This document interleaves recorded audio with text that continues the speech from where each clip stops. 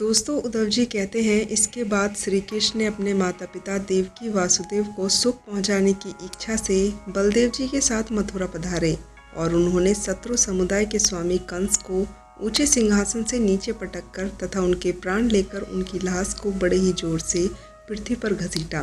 दोस्तों, सानंदीपनि मुनि के द्वारा एक बार उच्चारण किए हुए सांगोपांग वेद का अध्ययन करके दक्षिणा के रूप में उनके मरे हुए पुत्र को राक्षस के पेट से लाकर दे दिया। दोस्तों, रुक्मणी के सौंदर्य को देखकर शिशुपाल और उनके सहायक वहां आ गए। उनके सिर पर पैर रखकर गंधर्व विधि के द्वारा विवाह करने के लिए अपने नृत्य संग ने रुक्मणी का हरण कर लिया। जैसे गरुड़ अमृत कलश को लेकर आए थे, स्वयंवर में 7 बिना नथे हुए बैलों को नथ कर फिर विवाह किया। इस प्रकार मांग भंग हो जाने पर मूर्ख राजाओं ने शस्त्र उठाकर राजकुमारी को छीनना चाहा। भगवान श्री कृष्ण ने स्वयं बिना घायल हुए अपने शस्त्रों से उन्हें मार डाला। भगवान विषयी पुरुषों से लीलाएं करने लगे और उनके लिए स्वर्ग से कल्प वृक्ष उखाड़ लाए। उस समय इंद्र ने क्रोध में अंधे होकर अपने सैनिकों सहित उन पर आक्रमण कर दिया। अपने विशाल डील डोल से आक्रमण को भी ढक देने वाले अपने पुत्र भौमासुर को भगवान के हाथ से मरा हुआ देखकर पृथ्वी ने उनसे प्रार्थना की। तब उन्होंने भौमासुर के पुत्र भागदत्त को उनका बचा हुआ राज्य देकर उनके अंतपुर में प्रवेश किया।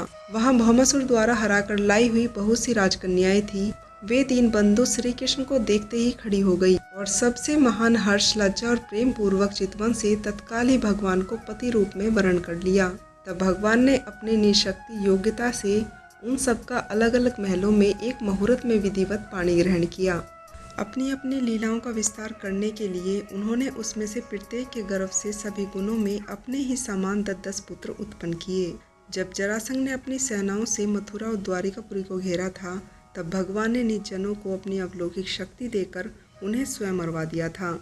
इसके बाद उन्होंने आपके भाई धृतराष्ट्र और पांडु के पुत्रों का पक्ष लेकर आए हुए राजाओं का भी संहार किया, जिसकी सेना सहित कुरुक्षेत्र में पहुंचने पर पृथ्वी डगमगाने लगी थी। कर्ण, दुशासन और शकुनी की खोटी सलाह से जिसकी आयु और शरीर दोनों नष्ट हो चुके थे तथा भीमसेन की गधा से जिसकी जांघा टूट चुकी थी, उस दुर्योधन को अपने साथियों सहित पृथ्वी पर पड़ा देखकर भी उन्हें प्रसन्नता नहीं हुई। वे सोचने लगे, यदि द्रोण, भीम, अर्जुन और भीमसेन के द्वारा इस सेना का विपुल संहार भी हो गया तो इससे पृथ्वी का कितना भार हल्का हुआ होगा। अभी तो मेरे अंशरूप आदि के बल से बड़े हुए यादवों का दुख सहत दल बना हुआ है। जब ये मधुपान से मतवाले होकर लाल लाल आंखें करके आपस में ही लड़ने लगेंगे, तब उनसे ही इसका नाश होगा। इसके सिवा और कोई दूसरा उपाय नहीं है। असल में मेरे संकल्प करने पर ये स्वयं ही अंतर्ध्यान हो जाएंगे। यूं सोचकर भगवान ने युधिष्ठिर को अपनी गद्दी पर बिठाया और अपने सगे संबंधियों को सत्य पुरुष का मार्ग दिखाकर आनंदित किया। वहीं उत्तरा के उदर में जो अभिमन्यु का बीज स्थापित किया हुआ था, वह भी अश्वत्थामा के ब्रह्मास्त्र से नष्ट सा हो चुका था, किंतु भगवान श्री कृष्ण ने उसे बचा लिया। दोस्तों, उन्होंने धर्मराज युधिष्ठिर से 3 अश्वमेध यज्ञ कराए और वे भी श्री कृष्ण के अनुगामी होकर अपने छोटे भाई की सहायता से पृथ्वी की रक्षा करते हुए बड़े आनंद से रहने लगे। दोस्तों, श्री कृष्ण ने भी द्वारिकापुरी में रहकर लोक और वेद की मर्यादा का पालन करते हुए सब प्रकार के भोग भोगे, किंतु असंख्य योग की स्थापना करने के लिए उसमें कभी आसक्त नहीं हुए। मधुर मुस्कान, स्नेहमयी चितवन, सुधामयी वाणी, निर्मल चरित्र तथा समस्त शोभा और सुंदरता के निवासी अपनी श्री विग्रह से लोक परलोक और यादवों को आनंदित किया तथा रात्रि में अपनी प्रियाओं के साथ अनुराग युक्त होकर समायोचित विहार किया और इस प्रकार उन्हें भी सुख दिया। दोस्तों, इस तरह बहुत वर्षों तक विहार करते करते उन्हें गृहस्थ आश्रम संबंधी भोग सामग्रियों से वैराग्य हो गया। ये भोग सामग्रियाँ ईश्वर के अधीन है और जीव भी उन्हीं के अधीन है। जब भगवान श्री कृष्ण को ही उनसे वैराग्य हो गया, तब भोगयुक्त द्वारा उनका अनुगमन करने वाला भक्त उन पर विश्वास ही कैसे करे। एक बार द्वारिकापुरी में खेलते हुए यदुवंशी और भोजवंशी बालकों ने खेल खेल में कुछ मुनीश्वरों को चिढ़ा दिया। तब यदुवंशियों का नाश ही भगवान को अभीष्ट है, यह समझकर उन ऋषियों ने बालकों को श्राप दे दिया। दोस्तों, इसके कुछ ही महीनों बाद भावी वंश यादव बड़े ही हर्ष से रथों पर चढ़कर प्रभास क्षेत्र को गए हुए थे। वहां स्नान करके उन्होंने उस तीर्थ के जल से पितर देवता और ऋषियों का तर्पण किया तथा ब्राह्मणों को श्रेष्ठ गायें दी। उन्होंने सोना चांदी सैया वस्त्र मृगचर्म कंबल पालकी रथ हाथी कन्याएं और ऐसी भूमि जिससे जीविका चल सके तथा नाना प्रकार के सरस अन्नों से ब्राह्मणों को दिए। इसके पश्चात गाय और ब्राह्मणों के लिए प्राण धारण करने वाले उन वीरों ने पृथ्वी पर सिर टिकाकर उन्हें प्रणाम किया। दोस्तों, अभी तक आप लोगों ने भगवान श्री कृष्ण के चरित्र और लीलाओं के विषय में जाना है। इससे आगे जानते हैं उद्धव जी से विदा लेकर विदुर जी का मैत्री ऋषि के पास जाना। तो चलिए दोस्तों, विस्तार से जानते हैं। उद्धव जी ने कहा, फिर ब्राह्मणों की आज्ञा पाकर यादवों ने भोजन किया और वारुणी मंदिरा पी। उससे उनका ज्ञान नष्ट हो गया और वे दुर्वचनों से एक दूसरे को हृदय पर चोट करने लगे। मंदिरा के नशे में उनकी बुद्धि बिगड़ चुकी थी और जैसे आपस की ही रगड़ से बांसों में आग लग जाती है, उसी प्रकार सूर्यास्त होते होते उनमें मारकाट मचने लगी। दोस्तों, भगवान अपनी माया से इस विचित्र गति को देखकर सरस्वती के जल से आचमन करके एक वृक्ष के नीचे बैठ गए। इससे पहले ही शरणागतों का दुख दूर करने वाले भगवान श्री कृष्ण ने अपने कुल का संहार करने की इच्छा होने पर मुझसे कह दिया था कि तुम आश्रम चले जाओ। विदुर जी, इससे मैं उनका आशय समझ गया था, तो भी स्वामी के चरणों का वियोग न सह सकने के कारण मैं उनके पीछे पीछे प्रभास क्षेत्र में पहुंच गया। वहां मैंने देखा कि जो उनके आश्रय हैं, किंतु उनका कोई और आश्रय नहीं है। वे प्रीतम शोभाधाम श्याम सुंदर सरस्वती के तट पर अकेले ही बैठे हैं। वे दिव्य अत्यंत सुंदर श्याम शरीर, शांति से भरी रत्न नारी आंखें, उनकी 4 भुजाएं और रेशमी पीताम्बर देखकर मैंने उन्हें दूर से ही पहचान लिया। वे एक पीपल के छोटे से वृक्ष के नीचे बैठे हुए थे और बाएं जगह पर दायां चरण रख के बैठे हुए थे। भोजन पान का त्याग कर देने से वे आनंदित हो रहे थे। दोस्तों, इसी समय व्यास जी के प्रिय मित्र मैत्री जी वहां पहुंचे। मैत्री मुनि भगवान के अनुरागी भक्त हैं। आनंद और भक्ति भाव से उनकी गर्दन झुक रही थी। उनके सामने ही श्री हरि ने मुस्कुराते हुए मुझसे कहा, श्री कृष्ण भगवान कहते हैं, मैं तुम्हारी आंतरिक अभिलाषा जानता हूँ, इसलिए मैं तुम्हें वह साधन देता हूँ जो दूसरों के लिए अत्यंत दुर्लभ है। तुम पूर्व जन्म में वासु थे। विश्व की रचना करने वाले प्रजातियों और वासुओं के यज्ञ में तुमने मुझे पाने की इच्छा से मेरी आराधना की थी। साधु उद्धव, संसार में तुम्हारा यह अंतिम जन्म है, क्योंकि इसमें तुमने मेरे अनुराग प्राप्त कर लिया है। अब मैं मृत्युलोक को छोड़कर अपने धाम जाना चाहता हूँ। इस समय यहाँ एकांत में तुमने अपनी अनन्य भक्ति के कारण ही मेरे दर्शन पाए हैं। यह बड़े सौभाग्य की बात है। पूर्व काल के आरंभ में मैंने अपने नाभि कमल पर बैठे हुए ब्रह्मा को अपनी महिमा में प्रकट करने वाले जिस श्रेष्ठ ज्ञान का उपदेश दिया था और जिसे विवेकी लोग भागवत कहते हैं, वही मैं तुम्हें देता हूँ।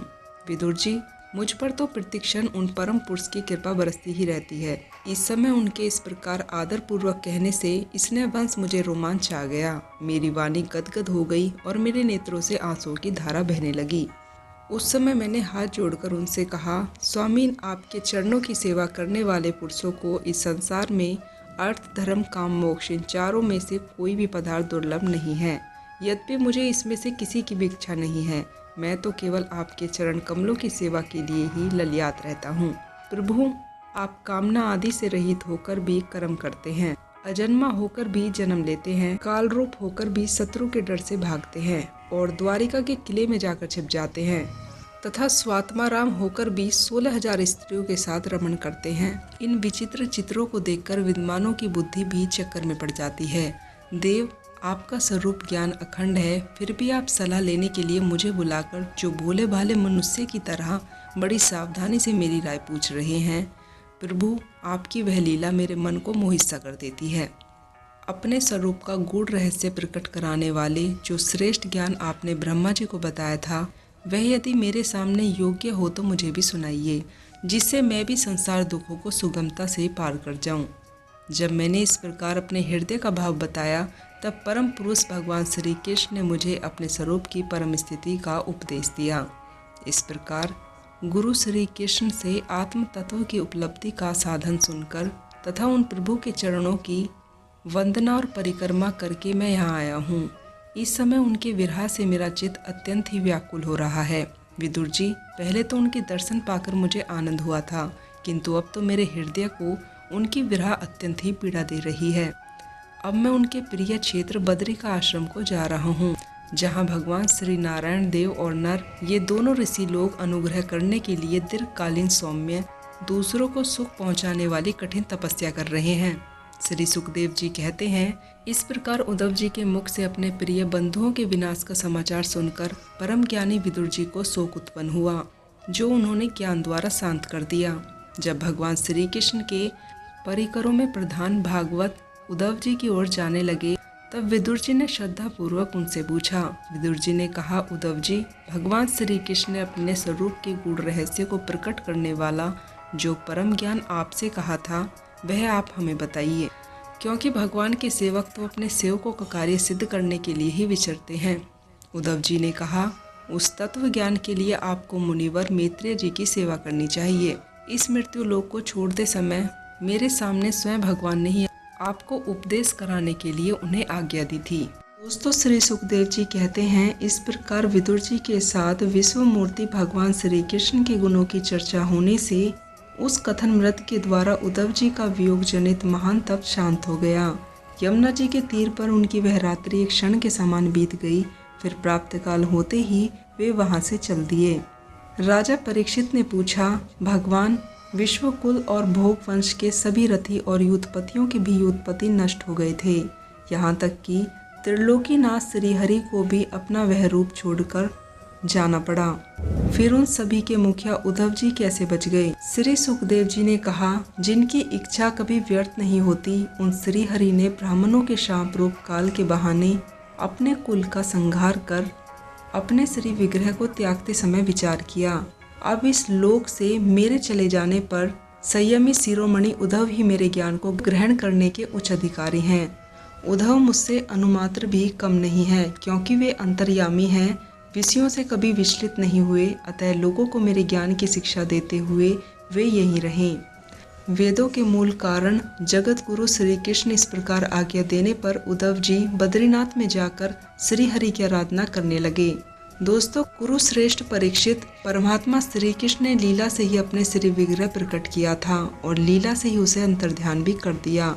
उनका यह अंतर्ध्यान होना भी धीर पुरुषों का उत्साह बढ़ाने वाला तथा दूसरे पशुतुल्य अधीर पुरुषों के लिए अत्यंत दुष्कर था। परम भागवत उद्धव जी के मुख से उनके कर्म और इस प्रकार अंतर्ध्यान होने का समाचार पाकर तथा जानकर कि भगवान ने परमधाम जाते समय मुझे भी स्मरण किया था, विदुर जी उद्धव जी के चले जाने पर प्रेम से विह्वल होकर रोने लगे। इसके पश्चात सिद्ध शिरोमणि विदुर जी यमुना तट से चलकर कुछ दिनों में गंगा जी के किनारे जा पहुँचे, जहाँ श्री मैत्रेय जी रहते थे। दोस्तों, श्रीमद् भागवत महापुराण के तीसरे स्कंद के चौथे अध्याय में आप लोगों ने जाना कि क्या हुआ जब विदुर जी मैत्रेय ऋषि के पास गए। दोस्तों, इससे आगे हम जानेंगे 5वें अध्याय में विदुर जी के प्रश्न के बारे में और मैत्रेय जी का सृष्टि क्रम का वर्णन। दोस्तों, श्री सुखदेव जी कहते हैं, मैत्रेय मुनि श्री हरिद्वार में विराजमान थे और फिर वो विदुर जी उनके पास जा पहुँचे और उनके साधु स्वभाव से प्रसन्न होकर उनसे पूछा। विदुर जी ने कहा, भगवान, संसार में सब लोग सुख के लिए कर्म करते हैं, परंतु उससे उन्हें सुख भी नहीं मिलता और न ही उनका दुख दूर होता है, बल्कि उनसे उनके दुख में वृद्धि हो जाती है। अतः इस विषय में क्या करना उचित है, यह आप मुझे कृपा करके बताइए। जो लोग दुर्भाग्यवश भगवान श्री कृष्ण से विमुख, धर्मपरायण और अत्यंत दुखी हैं, उन पर कृपा करने के लिए आप जैसे भाग्यशाली ज्ञानी संसार में विचरण करते हैं।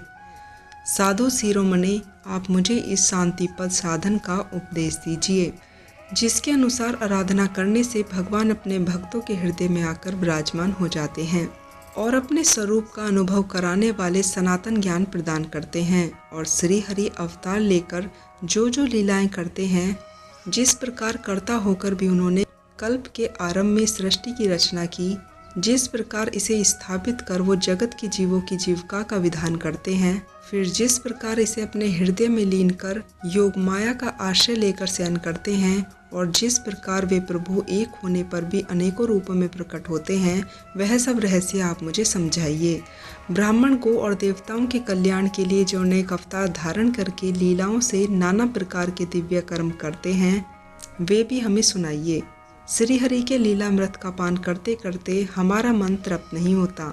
हमें यह भी सुनाइए कि उन समस्त लोकपतियों के स्वामी श्री हरि ने और लोकालोक पर्वतों से बाहर के भागों को, जिसमें ये सब प्रकार के प्राणियों के अधिकार अनुसार भिन्न भिन्न भेद प्रतीत हो रहे हैं, इन्हें किन तत्वों से रचा है।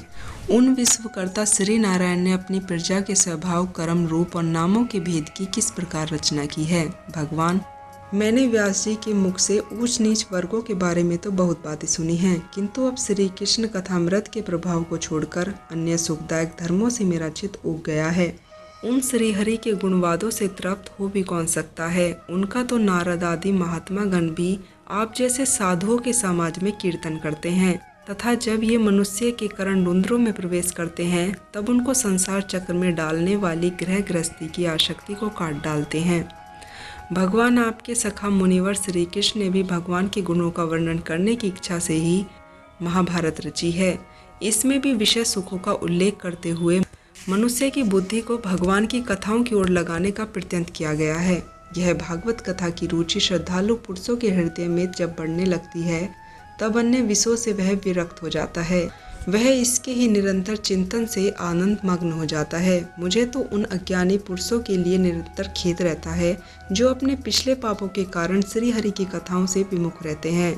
हाय काल, भगवान उनके अमूल्य जीवन को काट रहे हैं और वे वाणी, देह और मन से व्यर्थ वाद विवाद, अर्थ चेष्टा और अर्थ चिंतन में लगे रहते हैं। मैत्री जी, आप दोनों पर कृपा करने वाले हैं। अतः भोरा जैसे फूलों से रस निकाल लेता है, उसी प्रकार इन कथाओं से परम कल्याणकारी पवित्र श्री हरि की कथाएं छांटकर हमारे कल्याण के लिए सुनाइए। उन श्री हरि ने संसार की उत्पत्ति, स्थिति और संहार करने के लिए अपनी माया शक्ति को स्वीकार कर रामकृष्ण आदि अवतारों के द्वारा जो लीलाएं की हैं, वे सब मुझे सुनाइए। श्री सुखदेव जी कहते हैं, जब विदुर जी ने जीवन के कल्याण के लिए इस प्रकार प्रसन्न किया, तब वे श्रेष्ठ मुनि भगवान मैत्रेय जी ने उनकी बहुत बड़ाई करते हुए यूं कहा। मैत्रेय जी बोले, साधु स्वभाव विदुर जी, आपने सब जीवों पर अत्यंत अनुग्रह करके यह बहुत अच्छी बात पूछी है। आपका चित्त तो सर्वदा भगवान श्री कृष्ण में लगा रहता है, यद्यपि इससे संसार में भी आपका बहुत सुयश फैलेगा। आप श्री व्यास जी के औरस पुत्र हैं, इसलिए आपके लिए कोई बड़ी बात नहीं है कि आप अनन्य भाव से श्री हरि के ही आश्रित हो गए हैं। आप प्रजा को दंड देने वाले भगवान यम ही हैं। ऋषि का श्राप होने के कारण ही आपने श्री व्यास जी के वैर्य से उनके भाई विचित्र वैर्य की भोग पत्नी दासी के गर्भ से जन्म लिया। आप सर्वदा ही भगवान और उनके भक्तों को अत्यंत प्रिय हैं, इसलिए भगवान इस धाम पधारते समय मुझे आपको ज्ञानोपदेश कराने की आज्ञा दे गए हैं। इसलिए अब मैं जगत की उत्पत्ति, स्थिति और लय के लिए योगमाया के द्वारा वितरित हुए भगवान के विभिन्न लीलाओं का वर्णन करता हूँ। सृष्टि रचना के पूर्व समस्त आत्माओं की एक पूर्ण आत्मा परमात्मा ही थे, न दृष्टा थे न दृश्य।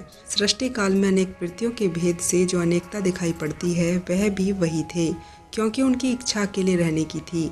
वे ही दृष्टा होकर दिखने लगे, परंतु उन्हें दृश्य दिखाई नहीं पड़ता, क्योंकि उस समय वे अद्वितीय रूप से प्रकाशित हो रहे थे। ऐसी अवस्था में वे अपने को आसक्त करने के समान समझने लगे। वास्तव में वे असत नहीं थे, क्योंकि उनकी शक्तियां ही सोई हुई थी, उनके ज्ञान का लोप नहीं हुआ था। इस दृष्टा और दृश्य का अनुसाधन करने वाली शक्तियां ही कार्य कारण का रूप ही माया है। विदुर जी, इस माया के द्वारा ही भगवान ने इस विश्व का निर्माण किया। काल शक्ति से जब यह माया शोक को प्राप्त हुई, तब परमात्मा ने अपने अंश पुरुषों में से उनके बीज स्थापित किए। तब काल की प्रेरणा से उस माया से महातत्व प्रकट हुआ। वह मिथ्या ज्ञान का नाशक होने के कारण विज्ञान स्वरूप और सूक्ष्म रूप से स्थित प्रपंच की अभिव्यक्ति करने वाला था। फिर गुण और काल के अधीन उस महातत्व ने भगवान की दृष्टि पड़ने पर इस विश्व की रचना के लिए अपना रूपांतर किया और इसके बाद वैकुंठ धाम को चले जाते हैं। दूसरे धीर पुरुष चित्त निरोध रूप समाधि के बल से आपकी बलवती माया को जीतकर आप में ही लीन हो जाते हैं, पर उन्हें श्रम बहुत होता है, किंतु आपकी सेवा के मार्ग में कष्ट कुछ भी नहीं है। आदिदेव, आपकी दृष्टि रचना की इच्छा से हमें त्रिगुण में रचा है, इसलिए विभिन्न स्वभाव वाले होने के कारण हम आपस में मिल नहीं पाते और इसी से आपकी क्रीड़ा के साधन रूप ब्रह्मांड की रचना करके उसे आपको समर्पण करने में समर्थ हो रहे हैं। अतः जन्म रहित भगवान जिससे हम ब्रह्मांड रचकर आपको सब प्रकार के भोग समय पर समर्पण कर सकें और जहाँ स्थित हो हम भी अपनी योग्यता के अनुसार अन्न ग्रहण कर सकें तथा ये सब जीव भी सब प्रकार की विघ्न बाधाओं से दूर रहकर हम और आप दोनों को भोग समर्पण करते हुए अपना अपना अन्न भरण कर सकें, ऐसा कोई उपाय कीजिए। आप पुराण पुरुष ही अन्य कार्य वर्ग के सहित हम देवताओं के आदि कारण हैं।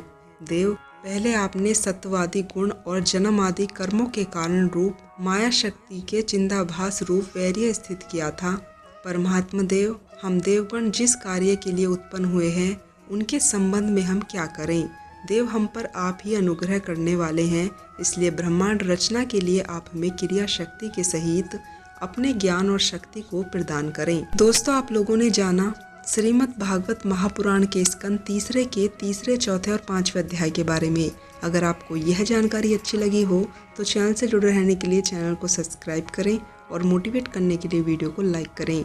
तो दोस्तों, मिलती हूँ श्रीमद् महापुराण के अन्य अध्यायों के साथ। तब तक के लिए आप लोग अपना ध्यान रखें, खुश रहें। जय सनातन, जय श्री कृष्णा।